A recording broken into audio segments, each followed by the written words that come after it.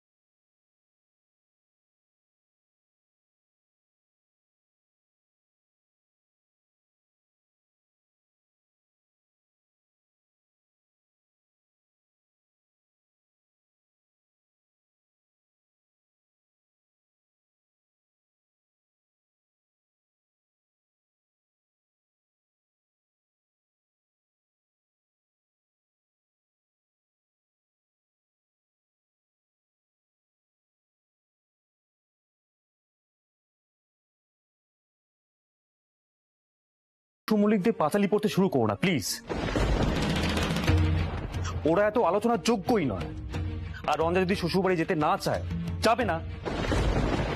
তারপর ওকে কে জোর করে সেটা আমি দেখে নেব। যাকে এখন আমরা আপাতত নৈহাটির বাড়িতে সবাই মিলে শিফট করব।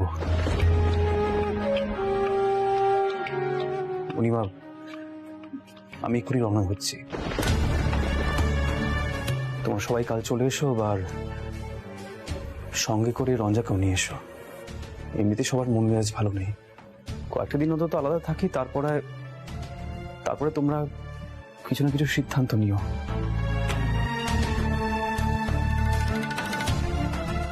তার মানে আমার বাবার তৈরি বাড়ি, সুরমণ্ডল, সবকিছু ছেড়ে চলে যাব? ওমা, সে আবার কি কথা? এটা হয় নাকি? না না। নাহলে কি করবে?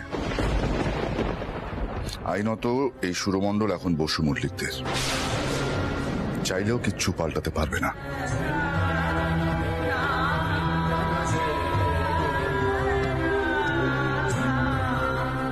আর বোকামিটা তো তোমারই বোকামির জন্য এত বড় একটা বিপর্যয় ঘটল। যাক, জি5 ডাউনলোড করুন আর সব এপিসোড দেখুন একদম ফ্রি।